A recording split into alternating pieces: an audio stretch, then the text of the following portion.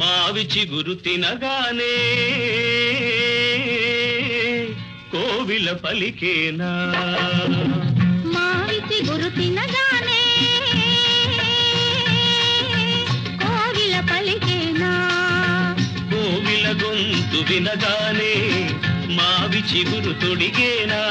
కోవిల గొంతు వినగానే